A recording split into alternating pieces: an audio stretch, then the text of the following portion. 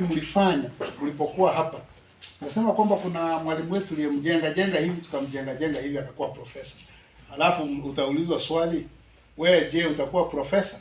Ukisema utakuwa profesa utakuwa umeshuka ngazi. Kwa hivyo nataka kusema kwamba kama wanachawakiro, kwanza nawashukuru sana. Haikuwa rahisi na wala sio rahisi kufikia ngazi hiyo.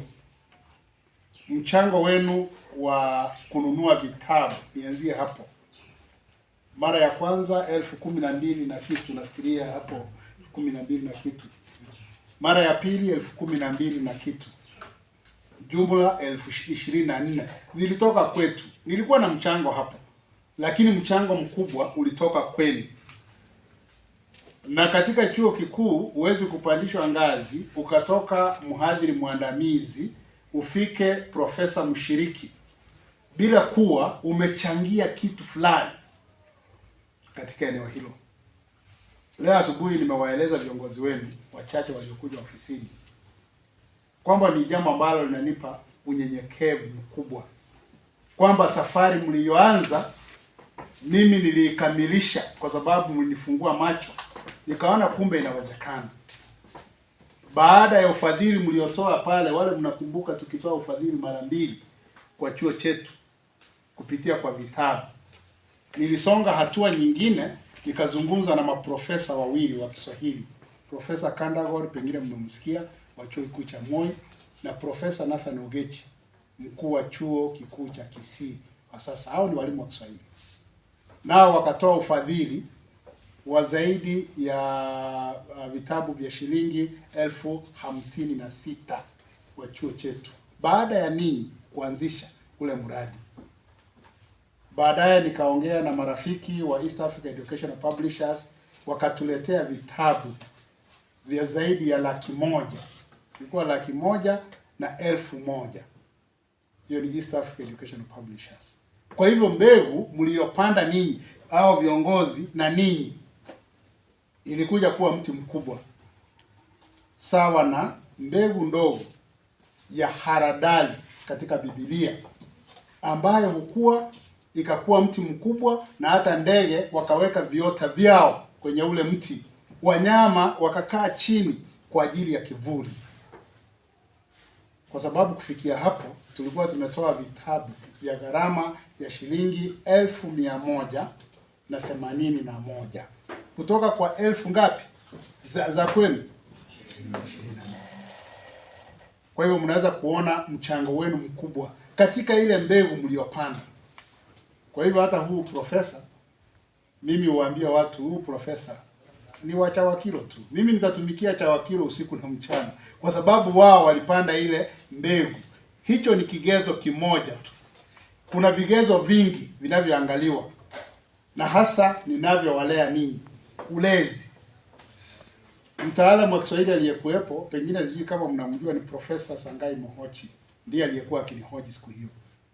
Aliuliza swali, una uhakika hawa wanafunzi unaowataja wana uwezo wa kutoa hela na wakanunua vitabu? Nafikiria alikuwa anataka kuchokoza jopo zima ili asikie nitasema nini. Na nikasema kwa uhakika kwamba naam, hawa wanafunzi wanatoa hela, tunaongezea za kwangu kidogo, na tuna uwezo mkubwa wa kufanya mambo hayo. Nataka kuambia kwamba jopo zima lilishangaa kwamba wanafunzi wa chuo kikuu katika kiwango chenu mnaweza kuja pamoja na mlezi wenu na kuanza kuinua hali ya Kiswahili chuoni. Kwa hivyo nataka kuwashukuru sana na kuahidi kwamba hata wale ambao wataenda KAG East, zile hela ambazo natoa kidogo za kiamsha kinywa nitaongezea. Sasa wale walienda masemo ile ambao nilitoa lazima nitaongezea. Wapi mweka hazina? Si kwa hiyo mweka hazina, wale watu wataenda. Si unakumbuka vile tulifanya masemo? Tutaongezea kitu. Sababu hao watu wanatakiwa kulishwa vizuri, na baada ya kulishwa vizuri watoe hela za kununua vitabu vingine. Hamwezi kujua.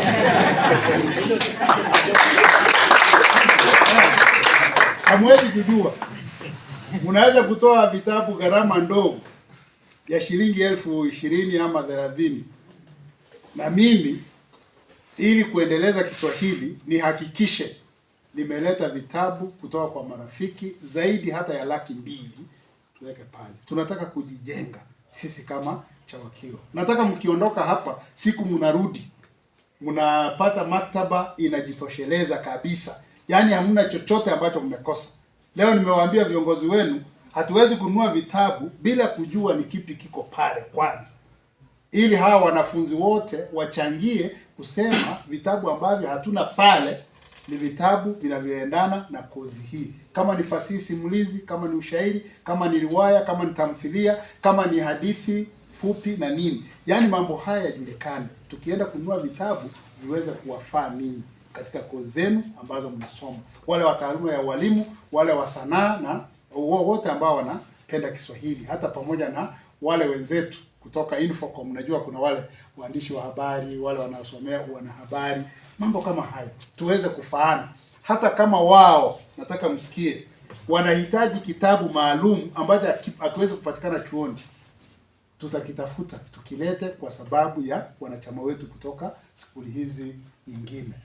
Kwa hivyo mimi nataka kusema kwamba ninawashukuru sana, na kila siku nitawaombea sana, kwa sababu kama hamjawahi kusikia mwalimu akiwaambia mmemshika mkono, sasa mimi niwaambie kwa kweli mmenishika mkono katika kupata uprofesa. Huo ndio ukweli wa mambo, na siwezi kuficha, na hakuna mahali ambapo naweza kusema kinyume na hilo. Kuna vigezo vingi. Hicho cha kwetu ni alama 2. Hicho ambacho ninasema. Kuna vigezo vingi kabisa vinavyoangaliwa. Lakini ukikosa alama hizo 2, sasa waje niwaambie ukweli. Ukikosa alama hizo 2 za ufadhili kama huo, huwezi kusonga mbele. Mambo yako hayawezi kusonga mbele. Hata kama una alama ngapi kwa mambo hayo mengine, huwezi kusonga mbele. Kwa hivyo nataka kuwashukuru sana, na Mungu awaneemeshe. Na kwa neema hiyo ya mifuko yenu, kwa ukarimu mlioonyesha kwa chuo chetu, ambao pia umeleta manufaa kwangu binafsi, nataka kusema kwamba Mungu awaongezee, msije mkapungukiwa katika maisha yenu, hata nyendo zenu, kila ambacho mnataka Mungu awatendee, kwa kweli awatimizie, na mambo hayo muyaone kwa macho yenu, muone ishara hizo katika maisha yenu. Kwa hivyo mbarikiwe na mpate neema nyingi. Sasa nitaja mambo machache sana kwa sababu ya wakati. Huyu anajua vizuri kwamba ninasafiri kwenda mbali. Sasa swala la kongamano la ndani tunaendelea kuandaa, lakini tusiende na mkondo huu. Ninaona wanafunzi wachache hivi, sijui vile tutakavyofanya. Tunataka mje nyote, ndio vile tuko hivi, viongozi wenu na ninyi, lakini tunataka pia wanafunzi wengi, wale wanahabari wale ambao ni wanachama wetu kutoka skuli nyingine, wale wanafunzi wa taaluma ya ualimu, wanafunzi wetu wa chuo kikuu. Hatuwezi kuleta wageni waje tu wazungumzie wanafunzi wa sekondari, haiwezekani. Ni mgeni mmoja tu, pengine pamoja na mimi, ambao tutatoa mada ambazo zinaendana na sekondari, lakini wageni wengine 2 wa vyombo vya habari, kama yule wa Taifa Leo, mhariri mkuu wa Taifa Leo, atawaletea taarifa za namna ambavyo mnaweza kutumikisha Kiswahili kwa ajili ya kujiendeleza binafsi. Hilo ni jambo moja. Alafu kutoka Radio Maisha wakija, watazungumzia mambo fulani. Na wale ambao wanataka kwenda kwenye mazoezi yenu ya kule nyanjani wa mwaka wa 3, hizo ndizo fursa ambazo mnapata kutangamana nao, kuwauliza ni wapi watawasaidia, sio mimi kuwaulizia. Kwa hivyo mtaona kwamba ni muhimu sote kuwepo na tushirikiane, na ili kufaulu nyumba yetu lazima ionyeshe umoja mkubwa. Wanachama wapewa majukumu, viongozi watakuwa na majukumu yao. Kwa hivyo tusaidiane katika kufanikisha hilo kongamano letu sote. Itakuwa ni mwaka wa 2 na tumeanza kujenga desturi yetu sasa. Kila mwaka tutakuwa na kongamano kama hilo. Sijui tukimaliza ya 844 ile nyingine mtaanza kuniambia wale wadogo wa form 1 wako hapa. Unajua form 1 atakutana na CBC. Hao form 1. Sijui vile tutafanya, lakini kufikia hapo tutakuwa tumejua hilo ni kongamano litakuwa la aina gani. Tutaanza kujua. Lakini kwa sasa tuweze kushirikiana. Jambo la tatu ni kongamano la KAG East. Jamani, tusilie pesa, tusilie hela. Mungu atujalie tupate hela za kwenda katika kongamano hilo. Binafsi nifadhiliwe na chuo nisifadhiliwe, mimi nitaandamana nanyi katika kongamano hilo, na siku zote nitaenda, nipewe hela na chuo ama nisipewe. Nimezoea matatizo ya hela, nimeyazoea.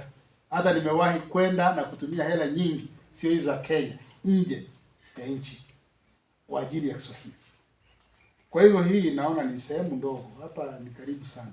Kwa hivyo nawahimiza nyote tujaribu sana, viongozi wetu tuwaweke pamoja, naona mmewaweka pamoja. Hata kuna wengine ambao walikuja kwangu wakaniambia wanataka kwenda, naona hapa. Huo ndio moyo tunaohitaji. Yaani unamuona hata mlezi na kumueleza kwamba mimi nataka kwenda kwa uhakika. Kwa hivyo ni vizuri tusaidiane ili sote tuweze kwenda katika kongamano hilo. Kuna viti hapa mbele, msijali. Kama walikuja wakanyang'anya wewe kiti, njoo tu hapa mbele. Huyu kama ni rafiki yangu sana. Najua kuna watu ambao wakiingia darasani, darasa la mwaka wa kwanza, lakini tunafanya mambo mengi na yeye. Watu hawawezi kujua. Kama sisi tunaendelea namna hiyo. Na hatuwezi kufanya mambo vibaya. Sisi ni watu ambao tunaheshimika. Hata darasa tunaona tunaendelea vizuri. Lakini watu wenu wamehepa sana. Najua mwakilishi wenu waliniambia Ijumaa iliyopita, mwalimu, ujiandae Jumatatu, najua kwamba tunatakiwa kuanza kusoma sana. Unajua muhula ni mfupi. Jumatatu nikafikiria atanipigia, hakunipigia. Jumatano hajanipigia. Mimi kesho nitakuwepo. Wewe ukimuona umwambie mwalimu bado anasubiri. Na hata kama ni kama mpaka juma lijalo, nitasubiri tu. Nasubiri Jumatatu tulitokea. Tulitokea kwa wingi Jumatatu. Jumatatu? Nienda huko kuambia. Kusema sasa mnakuja darasani bila kumwambia mwalimu, haiwezekani. Haya. Sasa mambo ya kongamano tujiandae vizuri. Jambo la mwisho na ambalo ni la 4. Kuna t-shirt nilikuwa mnishonea ya mkono mrefu. Ile material iko njiani wiki ijayo. Hatuwezi kwenda KAG East bila kuwa na t-shirt ya mkono mrefu. Hapo tukubaliane tu. Lazima niwe tofauti na wanafunzi. Unajua haya mambo hatuna njia nyingine. Kama mwalimu ako na pesa na pesa anataka kuzitumikiza, zimsaidie. Mbona hawa mkuja kupata deposit? Haya, basi nafikiria mimi nakomea hapo. Sasa tunaweza kuenda katika hatua ya kuzindua bango letu. Na nimefurahi kwamba huyu kiongozi na viongozi wenzake wameamua kwamba kuna jambo jipya ambalo na wao watafanya, hili ambalo linaendana na bango hili. Yale ya zamani yanayofuatiliwa ni hilo kongamano ambalo litaandaliwa Jumamosi. Ilianza mwaka uliopita. Huyu amehakikisha kwamba alifi katika mikono yake, ataliendeleza. Lakini amesema yeye na viongozi wenzake na ninyi pamoja mfanye jambo geni. Na hili ni jambo geni na nataka kuwapongeza kwa hilo. Kwa hivyo nafikiria hii ni ya kata na tunajua vile ambavyo tutakata. Kwa hivyo sisi sasa ninyi muangalie vile ambavyo tutafanya kazi hii. Kwa hivyo tuwe tayari, tushangilie, tukifurahia kwa sababu ni shughuli nzima. Mtu wa video kuwa tayari kwa sababu ni kumbukumbu. Alafu watakata hapa, tuende hatua inayofuata tena, akate, kisha tulifungue, tujivunie kwamba tuna bango letu. Haya, 1, 2, 3. Shukuru sana kwa hilo. Mchakato mzima umeanza.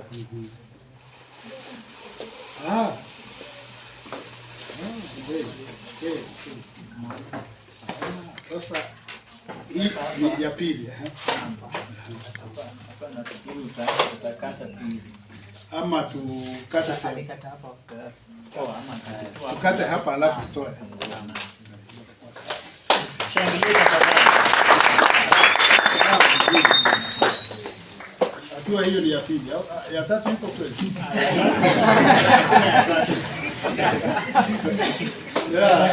Ninyi ni watu ambao umemakinika sana. Kazi nzuri. Kama uzuri wa Tawakilo. Naam. Chama kama hiki kinaheshimika sana. Ukienda kwenye makongamano, kila mmoja anataka kuketi karibu na Tawakilo. Bonge la chama. Kabisa. Headquarters ya maarifa. Mabruki amesema atafika hapa, kwa hivyo Mabruki muendelee kuandaa makoti yake. Hiyo ni hatua ya mwisho. Naam. Ya mwisho.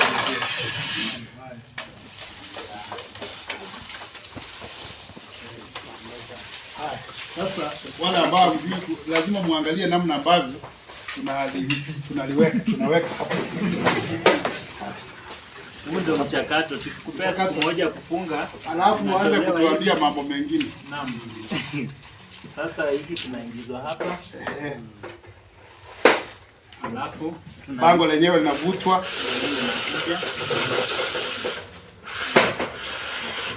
Tunaingizwa hapa.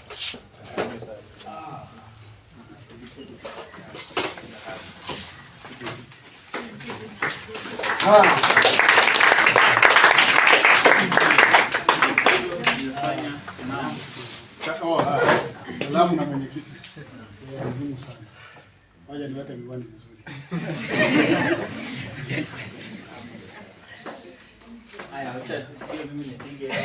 Huyu mtu mrefu na anakuwa mtu mzuri. Watu warefu hawana shida.